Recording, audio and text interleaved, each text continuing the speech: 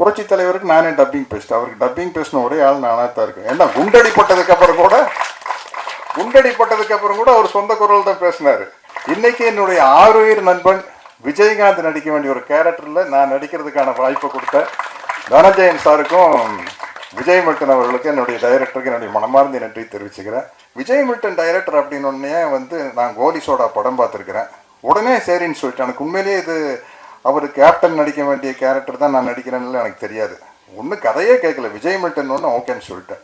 வாத்தியார் பாட்டு மாதிரி உன்னை அறிந்தால் நீ உன்னை அறிந்தால் உலகத்தில் போராடலாம், உயர்ந்தாலும் தாழ்ந்தாலும் தலை வணங்காமல் நீ வாழலாம்ங்கிறதுக்கு சிறந்த உதாரணம் வந்து விஜய் ஆண்டனி அவர் தான். அவருடைய ப்ளஸ் பாயிண்ட் என்ன, மைனஸ் பாயிண்ட் என்ன? எனக்கு விக்குக்காகவே தனியாக ரூம் போட்டு யோசிக்கிறாங்கன்னு நினைக்கிறேன். நல்ல வேலை எனக்கு தலை இப்படி இருந்தது. கடவுளுக்கு என்ன பிடிக்கும், கடவுளுக்கு ஏன் என்ன பிடிக்குன்னா அவரை நான் டிஸ்டர்ப் பண்ணுறதே இல்லையில்ல. மக்கள் என் பக்கம் என்ற மாபெரும் படத்தில் நடித்தாலும் எப்போதும் மக்கள் பக்கமே நின்று போராடும் புரட்சி தமிழன் இவர். 38 வருடங்களுக்கு பிறகு ரஜினி சத்யராஜ் திரையில் ஒரு தீப்பந்தம் நிச்சயம். எப்போதும் சமூக பிரச்சனைகளில் எல்லாம் முதல் ஆள் முதல் குரல் இவருடையது. என்னம்மா கண்ணு, உங்கள் குரலில் மட்டும் என்னமோ ஒண்ணு. வாங்க சத்யராஜ் சார்.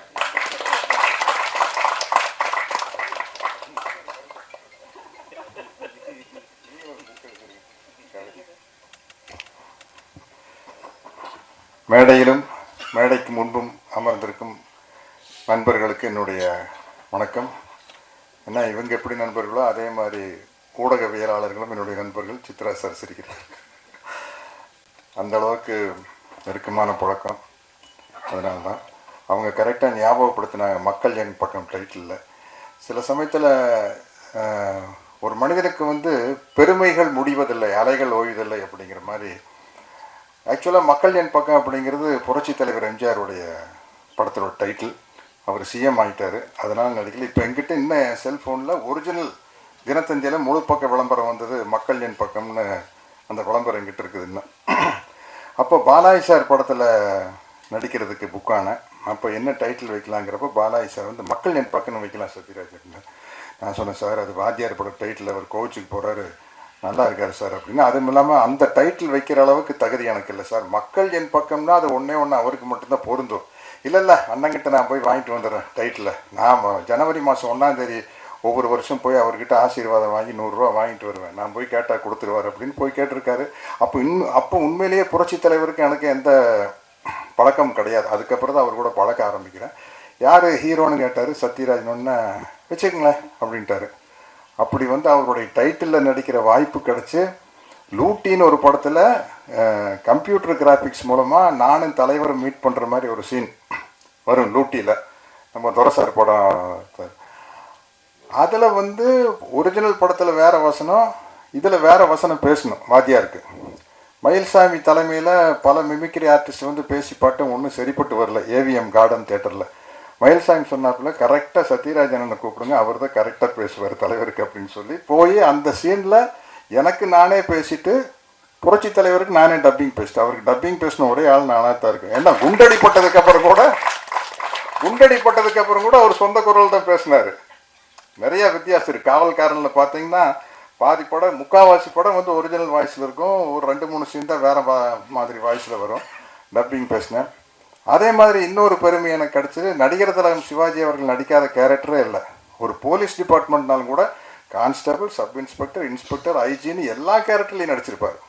ஒரு சட்டம் சம்மந்தப்பட்ட படம்னா ஜூனியர் வைக்கல், சீனியர் வைக்கல், ஜட்ஜு வரைக்கும் நடிச்சிருப்பார். அவர் ஆசைப்பட்டு நடிக்க முடியாத ஒரே கேரக்டர் தந்தை பெரியார் கேரக்டர் தான். அதில் நடிக்கிற ஒரு வாய்ப்பு எனக்கு கிடச்சிருச்சு.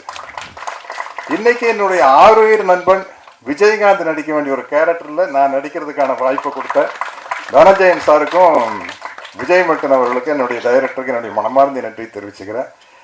ஏன்னா அவ்வளவு நட்பு. விஜயகாந்த் சாரை பற்றி நான் பேசுனா அன்பு நண்பன் விஜயின் தான் விஜயின் தான் கூப்பிடுவேன். எங்களுக்குள்ளே நடந்த காமெடிகள் தான் அதிகம். அது பேசினப்போ இந்த மாதிரி ஒரு புக்கே எழுதலாம்.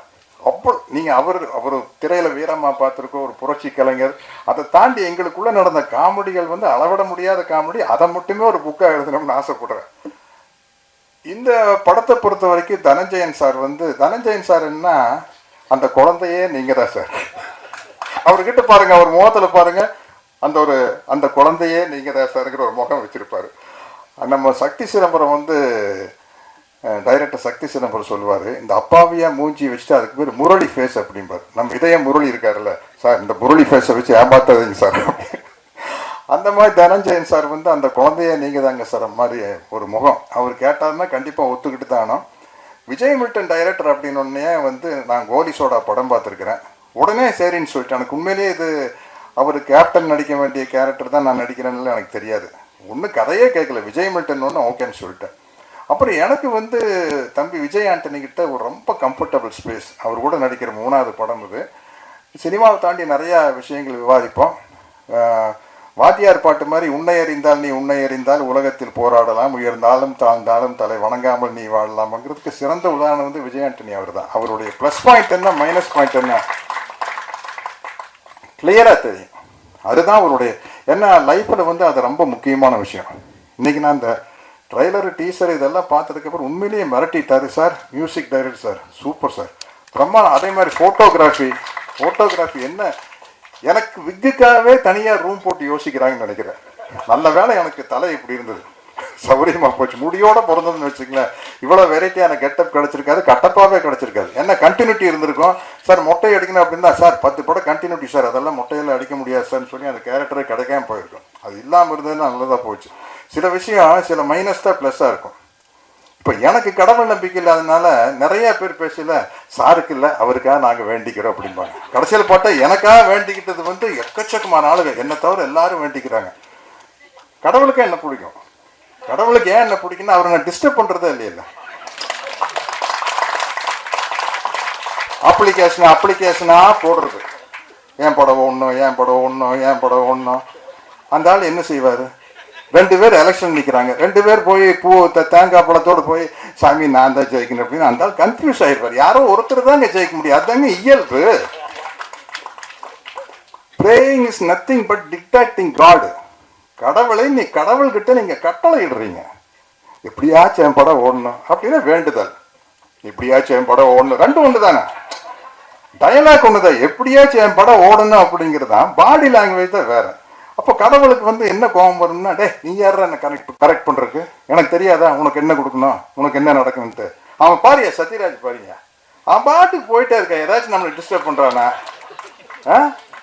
எனக்கு டிக்டேஷன் கொடுக்குறானா, கமெண்ட் பண்ணுறானா, என் மேலே தப்பு கண்டுபிடிக்கிறானா. பெரிய என் தப்பு கண்டுபிடிக்கிறதா, நீ செய்கிறது சரியில்லைப்பா இப்படி செஞ்சுருக்கணும் அப்படிங்கிறது கடவுள் மேலே தப்பு கண்டுபிடிக்கிற மாதிரி தான். அதனால் வந்து எனக்கு அவர் என் மேலே அவருக்கு ரொம்ப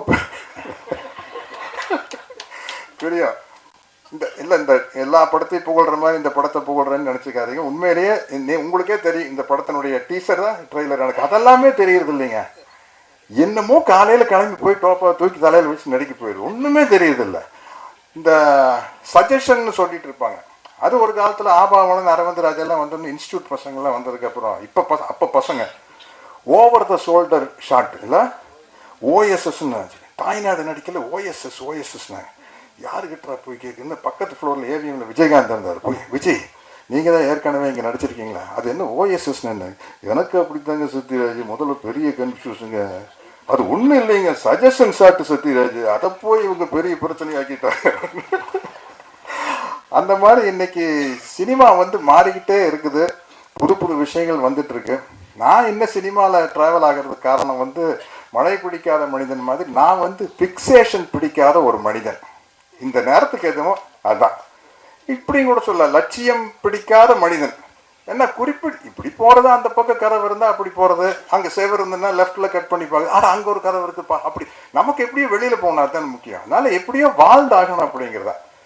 கொஞ்ச நாளைக்கு பிடிவாதமாக இருந்த வில்லனா நடிக்கூடான்ட்டு இப்போ பார்த்தா பகத் ஃபாசில் ஒரு பக்கம், எஸ்ஜே சூர்யா ஒரு பக்கம் அடிச்சு பின்றாங்க. ஓ வில்லனா நடிச்சோம்னா தான் நம்ம நல்ல நடிகர்னு பேர் வரும் போல இருக்குது. இல்லை அதில் தான் ஆக்டிங் ஸ்கோப் அதிகம், பட் அதுக்கு தகுந்த மாதிரி ஒரு வில்லன் கேரக்டர் வேணும். எனக்கு என்ன பிரச்சனைனா, ஒவ்வொருத்தருக்கும் ஒரு ட்ரேடுமார்க் இருக்கும். இப்போ விஜயகாந்த் சாரை படத்தில் போட்டு செவத்தில் ஏறி உதைக்கூடாதுன்னா எப்படி, ரஜினி சாரை படத்தில் வந்து ஸ்டைல் பண்ணக்கூடாதுன்னு எப்படி, அது மாதிரி சத்யராஜ்னா நக்கல் நையாண்டி லொல்லு இருக்கணும். இது வில்லனா நடிக்கையில் இது இருக்கணும்னா 2 பேர்த்துக்கிட்ட இருந்து லைசன்ஸ் வேணும். ஒன்று டைரக்டர்கிட்ட இருந்து வேணும், இன்னொன்று ஹீரோக்கிட்ட இருந்து வேணும். ஹீரோ முகம் சுடிச்சா டைரக்டருக்கு பெரிய கன்ஃபியூஷன் ஆயிடும். அதனால தான் வில்லனா நடிக்கிறது பெரிய கஷ்டமாக இருக்குது. இந்த பவர்ஃபுல்லாக இருந்தால் நடிக்கலாம். இது மாதிரி அதில் ஒன்றும் சிக்கல் இல்லை. இப்போது நடிக்கிறேன். அது மாதிரி வந்து எனக்கு பலவிதமான கேரக்டர் வந்து ஏற்கனவே கொடுத்த டைரக்டர்களுக்கு தான் நான் நன்றி சொல்கிறேன். பி வாஸ் சாருக்கு, மணிவண்ணன் சாருக்கு, பாரதி ராஜா சாருக்கு. ஏன்னா இப்போ நான் ஒரு ஹிந்தி படம் இன்னைக்கு 7ஆம் தேதி வந்து வெப்பன் ஒரு படம் வருது. அதில் வந்து ரொம்ப டஃப் கேரக்டரு. அதே ஜூன் 7 முஞ்சியா அப்படின்னு ஒரு ஹிந்தி படம். அதில் ஃபுல் காமெடி, கிட்டத்தட்ட தம்பி வடிவேலு பண்ணுற காமெடி கேரக்டர். நான் வீட்டு கேட்டேன், ஏங்க சவுத் இந்தியாவில் தான் சத்யராஜ் தெரியும், உங்களுக்கெல்லாம் வெறும் கட்டப்பாவத்தான் தெரியும், இதெல்லாம் இங்கிலீஷில் பேசுகிறேன், அதை நீங்கள் டிரான்ஸ்லேட் பண்ணீங்க, உங்களுக்கு கட்டப்பாவத்தான் தெரியும், நீங்கள் எப்படி எனக்கு வந்து அதாவது காமெடியனாக இருந்து டஃப் ஆகிறது இல்லை, ஃபுல்லாகவே காமெடி.